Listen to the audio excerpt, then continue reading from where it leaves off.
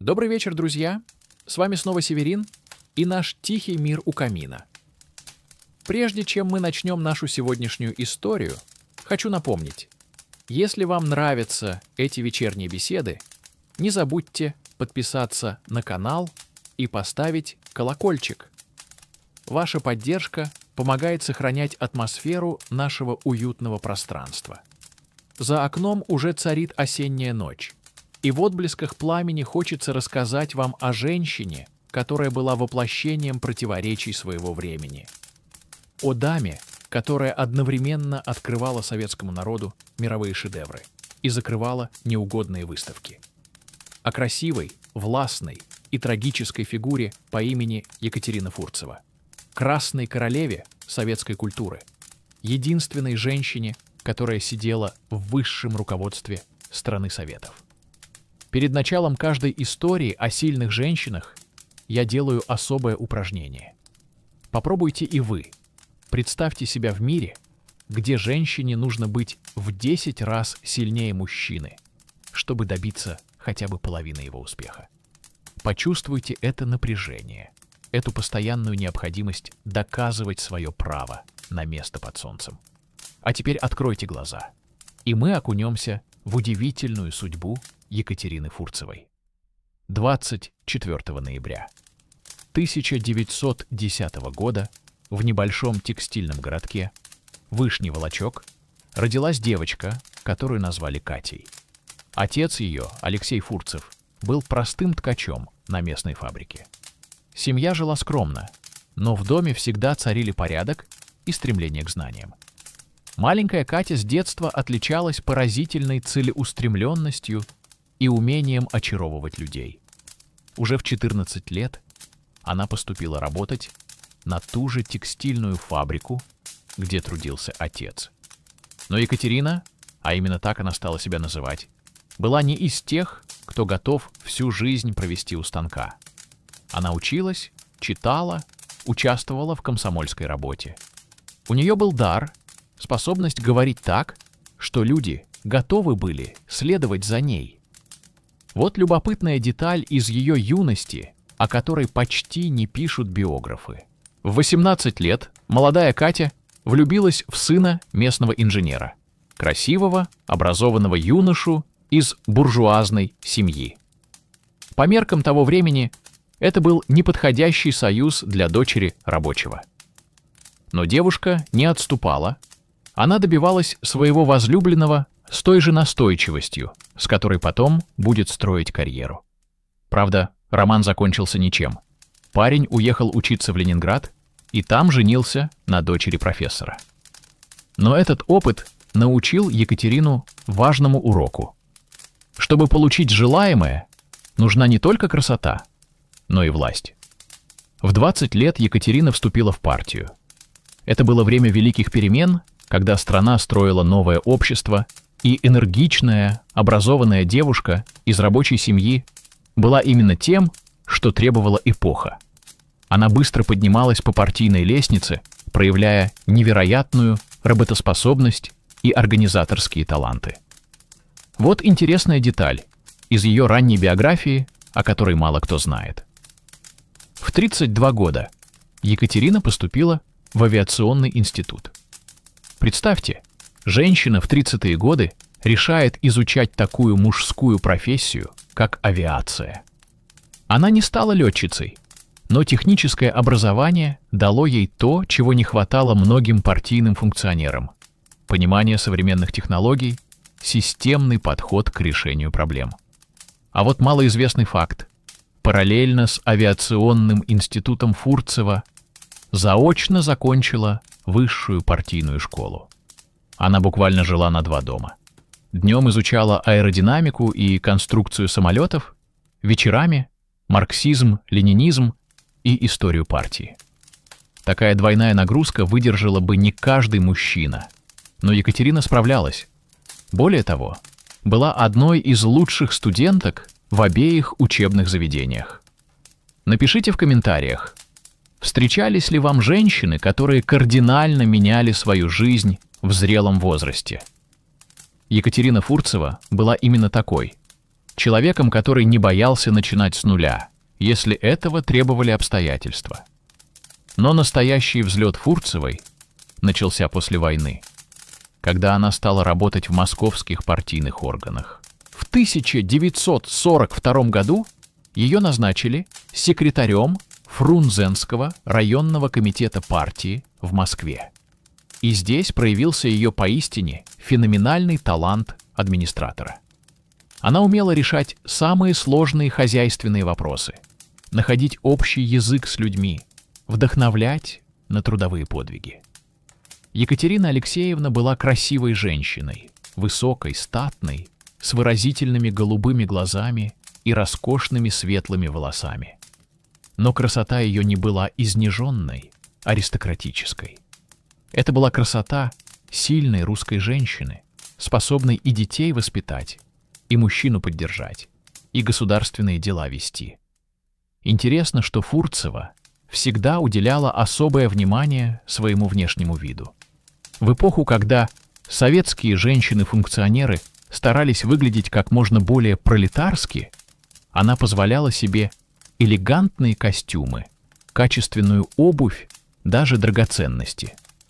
Представитель советской власти должен выглядеть достойно, говорила она тем, кто упрекал ее в буржуазности.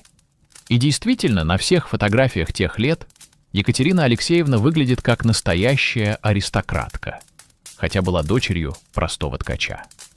А теперь расскажу вам историю, которая многое объясняет в характере Фурцевой. В конце 40-х годов она влюбилась в Николая Ферюбина, блестящего дипломата, который был моложе ее на 2 года. Он служил послом в Югославии, был женат, имел детей. Но Екатерина Алексеевна, привыкшая добиваться поставленных целей, решила завоевать этого человека. И что же она делала? Каждые выходные летала к нему в Белград. Представьте себе, в те времена, когда заграничные поездки были редкостью даже для высших партийных функционеров, она регулярно пересекала границы ради любви. Партийная элита была в шоке от таких романтических путешествий. Но Екатерина не скрывалась. Она была влюблена и не стыдилась этого. Вот любопытная подробность этих поездок. Фурцева не просто летала к возлюбленному, она превращала каждую поездку в мини-дипломатическую миссию, встречалась с югославскими партийными деятелями, изучала их опыт, налаживала культурные связи. Таким образом, личные мотивы сочетались с государственными интересами, и критиковать ее становилось сложнее. 5 лет продолжался этот роман на расстоянии. Ферюбин развелся с первой женой, и в 1956 году они поженились. Но, как часто бывает, завоеванное счастье оказалось не таким радостным, как мечталось. Николай Павлович оказался человеком холодным, расчетливым. Он женился на Фурцевой скорее по расчету, понимая, какие это дает карьерные возможности. Сделаем небольшое упражнение для размышления. Закройте глаза и представьте, вы добились всего, о чем мечтали. Власть, положение, уважение. Но человек, ради которого вы на многое пошли, оказался не тем, за кого себя выдавал. Что бы вы почувствовали? Именно такую боль и разочарование переживала Екатерина Алексеевна в личной жизни. Но в работе ее ждали триумфы. В 1954 году Фурцева стала первым секретарем Московского горкома партии. Фактически, хозяйкой столицы. Женщина руководила огромным городом, решала вопросы строительства, транспорта, снабжения. При ней в Москве построили стадион «Лужники», знаменитый детский магазин «Детский мир», началось массовое строительство хрущевок. А вот малоизвестный факт о ее управленческом стиле. Фурцева никогда не сидела в кабинете за бумагами. Она постоянно ездила по городу, появлялась на стройках, в магазинах, на заводах, могла в 6 утра приехать на хлебозавод и лично проверить качество хлеба. Могла среди ночи появиться в больнице и устроить разнос главврачу за плохие условия. Такой стиль работы делал ее невероятно популярной среди простых москвичей. Но были и курьезные случаи. Однажды, инспектируя московский зоопарк, Фурцева увидела, что слон выглядит грустным. «Почему он такой печальный?» — спросила она директора. Тот объяснил, что слон скучает без пары. И что же сделала Екатерина Алексеевна? Лично позвонила в Ташкентский зоопарк и организовала брачный союз между московским и узбекским слонами. История получила огласку в прессе и стала одной из самых популярных среди москвичей. В 1957 году случилось событие, которое вознесло Фурцеву на вершину власти. Группа старых большевиков — Молотов, Маленков, Каганович — попыталась сместить Хрущева. Это была настоящая схватка за власть. И Екатерина Алексеевна безоговорочно поддержала Никиту Сергеевича. Более того, именно ее усилия во многом помогли Хрущеву одержать победу в этой борьбе. Вот как это происходило. Когда большинство членов президиума проголосовало за отставку Хрущева, Фурцева потребовала созвать полный состав Центрального комитета. Формально у нее не было таких полномочий, но она использовала свое влияние и личные связи. Целую ночь она обзванивала членов ЦК по всей стране, убеждала их срочно приехать в Москву. «Решается судьба партии и страны», — говорила она. И люди поверили, полетели и поехали со всех концов Союза. В награду за верность она была введена в президиум ЦК КПСС, высший руководящий орган страны.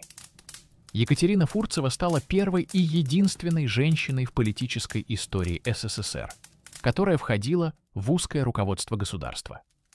Ей было 47 лет, и она стояла на вершине власти в великой стране. Западные журналисты окрестили ее неофициальной первой леди СССР. Она действительно часто сопровождала Хрущева в зарубежных поездках, присутствовала на всех важнейших государственных мероприятиях. Поползли слухи о ее романе с генсеком. Некоторые злые языки даже называли ее Екатериной III, намекая на императрицу Екатерину Великую, которая тоже пришла к власти благодаря любовным связям. Французская пресса писала о ней как о самой элегантной женщине в Кремле. Американские дипломаты отмечали ее острый ум и способность вести сложные переговоры. Но особенно впечатляли иностранцев ее знания. Фурцева могла свободно беседовать о европейской живописи, американском кинематографе, японской поэзии. Для западных интеллектуалов это было откровением. Оказывается, в СССР есть культурные и образованные люди. Но с Фурцевой произошла история, которая показывает, насколько опасной может быть близость к абсолютной власти. В 1960 году КГБ записало ее телефонный разговор, в котором она резко критиковала некоторые решения Хрущева. Представьте себе, всемогущий лидер страны слушает, как его ближайшая соратница проходится по нему с подругой по телефону. Что именно говорила Фурцева? По некоторым данным, она жаловалась на волюнтаризм Никиты Сергеевича, на его склонность принимать скоропалительные решения. Особенно ее раздражали бесконечные реорганизации в сельском хозяйстве и промышленности. «Он меняет структуры, как перчатки», — говорила она подруге. «А расхлебывать потом приходится нам». Реакция была мгновенной и жестокой. На ближайшем заседании президиума Екатерину Алексеевну исключили из числа секретарей ЦК, а чуть позже и из самого президиума.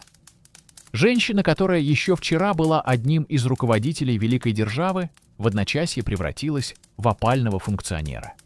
И здесь произошло нечто, что характеризует Фурцеву как натуру страстную и импульсивную. Узнав о своем падении, она пришла домой, легла в ванну и порезала себе вены. Это была не попытка самоубийства, скорее крик отчаяния, способ привлечь внимание, показать глубину своих страданий? К счастью, она заранее договорилась о встрече с подругой, которая и нашла ее. Хрущев испугался скандала. Самоубийство члена президиума могло стать политической катастрофой. Поэтому Екатерине Алексеевне предложили почетную, но не слишком влиятельную должность министра культуры СССР. Для нее это было унижением из реальной политики в культурную работу. Но выбора не было. И началась совершенно новая жизнь. Женщина, которая до этого занималась промышленностью, строительством, партийной работой, вдруг оказалась ответственной за всю культурную жизнь огромной страны. Театры, кино, музеи, библиотеки, издательства — все это теперь было в ее ведении. Поначалу Фурцева чувствовала себя в этой области как рыба, выброшенная на сушу. Она не разбиралась в искусстве, не знала специфики творческого процесса. Ходили анекдоты о том, как она называла симфонию Мусоргского оперой, как не могла отличить картину от гравюры. Интеллигенция встретила ее назначение с плохо скрываемым скептицизмом. Но Екатерина Алексеевна была не из тех, кто сдается. Она начала учиться, читала книги по искусству, ходила в театры и музеи, консультировалась с экспертами. И что удивительно, постепенно начала разбираться в том, что раньше было ей абсолютно чуждо. Попробуйте сами проделать упражнение, которое помогло мне понять характер Фурцевой. Вспомните момент в вашей жизни, когда вам пришлось заниматься делом, в котором вы совершенно не разбирались. Какие эмоции вы испытывали? Страх, растерянность, но вместе с тем азарт первооткрывателя. Именно это чувствовала Фурцева, окунаясь в мир искусства. Первым ее учителем стал знаменитый актер Игорь Ильинский. Он терпеливо объяснял министру разницу между драмой и комедией, рассказывал об истории театрального искусства. Фурцева была благодарной ученицей. Она записывала все в блокнот, задавала множество вопросов, просила рекомендовать книги. Постепенно к ней потянулись и другие мастера искусств. Композитор Дмитрий Шостакович учил ее понимать классическую музыку. Режиссер Сергей Эйзенштейн рассказывал о тонкостях киноискусства. Балерина Галина Уланова показывала разницу между различными школами балета. И началась эпоха, которую потом назовут временем Фурцевой. 14 лет она руководила культурной жизнью СССР, и эти годы стали противоречивой, но яркой страницей в истории советского искусства. С одной стороны, именно при Фурцевой советские зрители впервые увидели выставку Пикассо, услышали джаз, познакомились с западными фильмами. Она организовала гастроли Ласкала в СССР, привезла в Москву Джоконду Леонардо да Винчи. Екатерина Алексеевна понимала, культура должна быть открытой миру, и железный занавес нужно хотя бы немного приподнять. Вот удивительная история о том, как в СССР появилась Джоконда. В 1963 году Фурцева встречалась в Париже с министром культуры Франции Андре Мальро. Разговор зашел об обмене культурными ценностями. «А что, если мы привезем в Москву Мону Лизу?» — неожиданно предложил француз. Фурцева не растерялась. «А мы в ответ покажем в Лувре сокровища Эрмитажа». Переговоры длились 2 года. Французы боялись, что бесценная картина пострадает в дороге или в советских музеях. Фурцева лично гарантировала безопасность произведения, более того, застраховала его на баснословную сумму. Когда Джоконда прибыла в Москву, к Пушкинскому музею выстроились многокилометровые очереди. За месяц картину увидели более 1 миллиона человек. Но с другой стороны, она же запрещала концерты Битлз и Роллинг Стоунс, поддержала травлю Бориса Пастернака за доктора Живаго, подвергала жесткой цензуре кинофильмы. Фурцева была продуктом своего времени и своей системы. она не могла полностью освободиться от идеологических установок. Вот характерный эпизод из ее деятельности. Когда в 60-е годы в Москве открылась выставка современного искусства, на которой были представлены работы художников-авангардистов, Фурцева сначала ее разрешила. Но когда член Политбюро Суслов увидел абстрактные картины и возмутился, она тут же выставку закрыла. «Это не искусство, это мазня!» — заявила она журналистам, хотя еще неделю назад защищала право художников на творческий эксперимент. А теперь расскажу вам историю, которая показывает другую сторону личности Фурцевой, ее способность к состраданию и человечности. Когда знаменитый пианист Святослав Рихтер попал в опалу за некоторые высказывания, ему запретили концертную деятельность. Музыкант впал в депрессию. У него начались проблемы с сердцем. Фурцева, узнав об этом втайне от партийного руководства, организовала для Рихтера концерты в закрытых залах для дипломатов, работников министерства, членов их семей.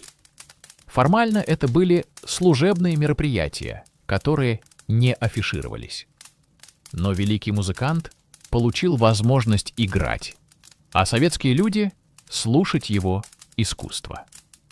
Рихтер до конца жизни был благодарен Екатерине Алексеевне за эту поддержку в трудное время.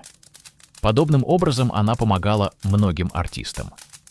Когда балерину Майю Плисецкую не пускали на гастроли за границу из-за сомнительной биографии ее семьи, Фурцева лично ходатайствовала за нее перед КГБ. Когда композитору Родиону Щедрину запретили ставить его балет «Кармен-Сюита», она нашла способ представить его как переработку классического произведения. Кстати, история с «Кармен-Сюитой» показывает всю сложность положения Фурцевой. Сначала она искренне восхищалась музыкой Щедрина, называла ее гениальной. Но когда партийные идеологи раскритиковали балет за формализм и отход от народных традиций, министр была вынуждена публично отречься от своих слов. «Музыка оперы изуродована», — заявила она прессе, хотя душой продолжала любить творчество композитора. В личной жизни министра культуры дела шли все хуже. Муж, Николай Ферюбин, ставший к тому времени заместителем министра иностранных дел, все больше отдалялся от нее.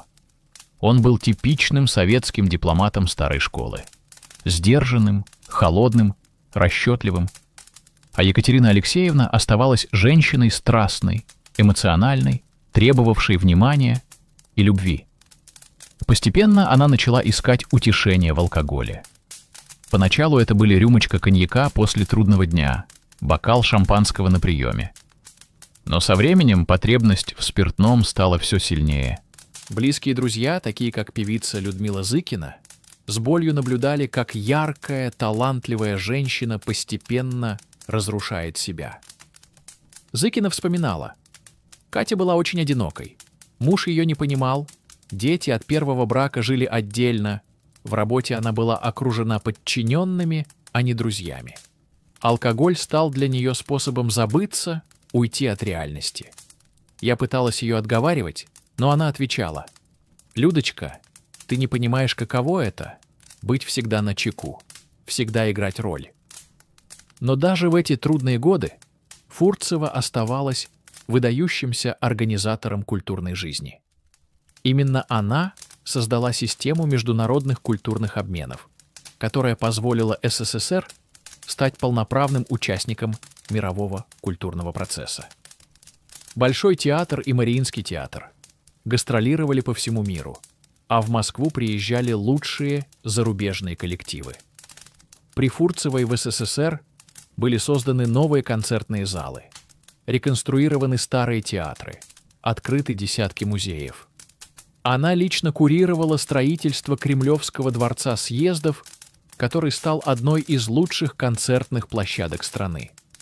Когда архитекторы предложили простое, функциональное здание, Екатерина Алексеевна потребовала: «Это же будет в Кремле, Оно должно быть достойно нашей истории и культуры. Выполним еще одно упражнение. Представьте, что вам нужно найти баланс между личными убеждениями и требованиями системы, частью которой вы являетесь. Где бы вы провели границу компромисса? Этот внутренний конфликт мучил Фурцеву всю жизнь. Она понимала ценность свободного искусства, но была вынуждена служить тотальной идеологии. Особенно ярко этот конфликт проявился в истории с писателем Александром Солженицыным. Когда в 1962 году был опубликован «Один день Ивана Денисовича», Фурцева первой поняла литературное значение этого произведения. Она защищала право автора на публикацию, убеждала партийных функционеров, что правда о прошлом поможет строить лучшее будущее. Но когда Солженицын написал «Архипелаг ГУЛАГ» и передал рукопись на Запад, министр культуры была вынуждена участвовать в кампании против него. «Он предал доверие партии и народа», — говорила она на партийных собраниях. Но близкие друзья видели, как тяжело ей давались эти слова. К концу 60-х годов здоровье Екатерины Алексеевны стало заметно ухудшаться. Постоянные стрессы, напряженный рабочий график, семейные неурядицы и злоупотребление алкоголем давали о себе знать. У нее начались проблемы с сердцем, печенью, нервной системой. В 1968 году произошла смена руководства страны. Брежнев пришел к власти, сместив Хрущева. Для Фурцевой это стало еще одним ударом. Новый генсек относился к ней настороженно. Она была слишком тесно связана с предыдущим режимом. Более того, при Брежневе начался период застоя, когда любые проявления культурной свободы стали восприниматься как угроза системе. Фурцевой все чаще приходилось запрещать то, что она раньше поддерживала. Закрывались авангардные выставки, запрещались спектакли, не получали разрешения на постановку фильмы. «Я чувствую себя палачом искусства», — говорила она близким друзьям. И тут случилась история, которая стала роковой для Фурцевой. В 1974 году она решила построить роскошную дачу для своей дочери Светланы. Дача получилась действительно впечатляющей, с мраморным бассейном, дорогой отделкой, эксклюзивной мебелью. По тем временам ее стоимость составила около 170 тысяч долларов. Но главная проблема заключалась в том, что строилась дача из государственных материалов силами рабочих Министерства культуры. Это была настоящая коррупция, хотя в те годы такое слово в СССР официально не употребляли. Кто-то из строителей донес в партийные органы, и начался скандал. Представьте себе положение Фурцевой. Женщина, которая 14 лет безупречно служила государству, вдруг оказалась в центре коррупционного дела. Партийная комиссия признала ее виновной в злоупотреблении служебным положением и обязала выплатить государству 80 тысяч рублей компенсации. Удивительно, но Екатерина Алексеевна практически сразу внесла эту огромную сумму. Откуда у советского министра могли быть такие деньги? Этот факт породил множество слухов о ее связях с теневой экономикой, о коррупционных схемах в системе культуры. Но документальных подтверждений этим слухам так и не нашли. Вероятнее всего, деньги Фурцева накопила за годы работы на высоких постах. Министры получали не только официальную зарплату, но и различные надбавки, премии, имели доступ к специальным магазинам с дефицитными товарами. Кроме того, она могла получать гонорары за публикации статей, участие в различных мероприятиях. Скандал с дачей стал последней каплей. Фурцеву исключили из списков кандидатов в депутаты Верховного Совета, что фактически означало конец ее политической карьеры.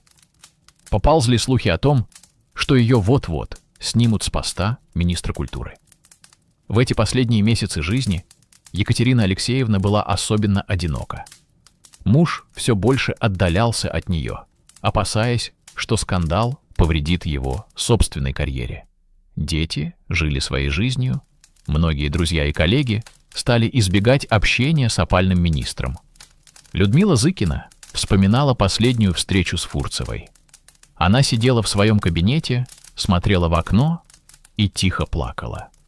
«Людочка», — сказала она мне, — «я всю жизнь служила этой стране, построила десятки театров, привезла в СССР лучшие произведения мирового искусства, открыла советским людям культурные сокровища. И что в итоге? Все помнят только скандал с дачей».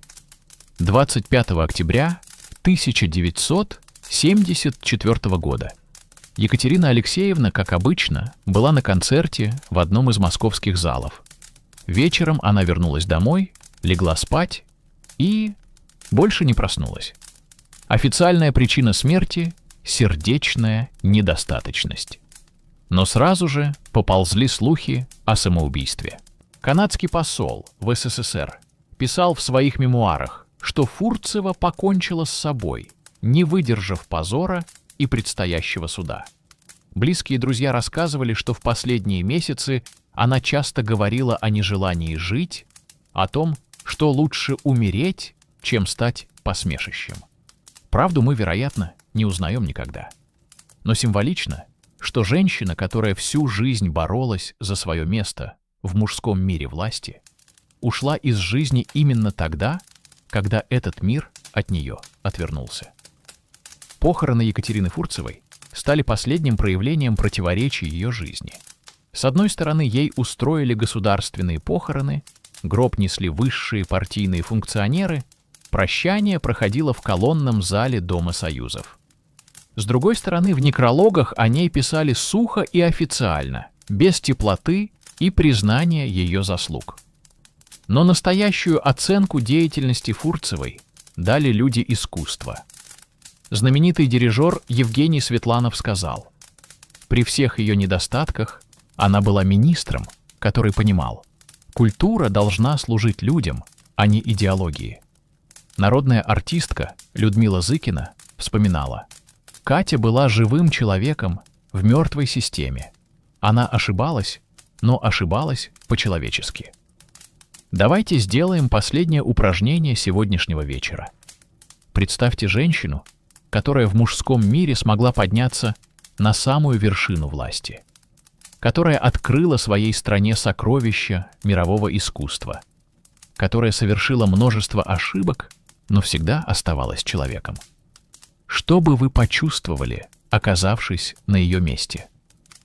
Екатерина Фурцева была похоронена на Новодевичьем кладбище рядом с писателями и композиторами, которых она при жизни и поддерживала, и преследовала.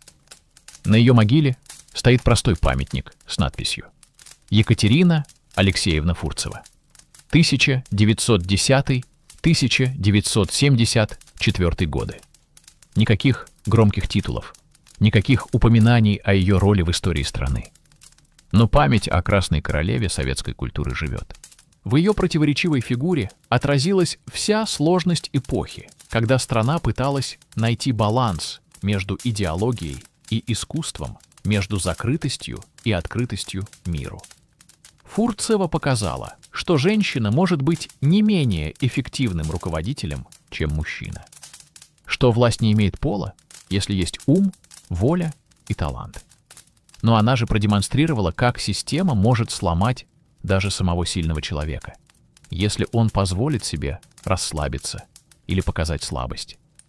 Ее история — это история о том, как личная драма переплетается с политической, как любовь к искусству может соседствовать с идеологическим принуждением, как человек может одновременно создавать и разрушать. Вот такая история, друзья. История женщины, которая 14 лет управляла культурной жизнью великой страны, которая привезла в СССР Джоконду и запретила Битлз, которая построила мосты между Востоком и Западом и разрушила карьеры неугодных художников. Когда вы в следующий раз пойдете в театр или музей, вспомните об Екатерине Фурцевой, о женщине, которая понимала: культура сильнее любой идеологии, искусство переживет любую власть. И, может быть, именно в этом понимании и заключалась ее главная заслуга перед потомками. Если вам понравилась сегодняшняя история, поставьте лайк, подпишитесь на канал, поделитесь этим выпуском с теми, кому он может быть интересен. И обязательно напишите в комментариях, как вы оцениваете деятельность Екатерины Фурцевой. Была ли она благом или проклятием для советской культуры? Спокойной ночи, друзья. Пусть ваши сны будут полны красоты и гармонии, которые так ценила наша сегодняшняя героиня. До встречи у камина.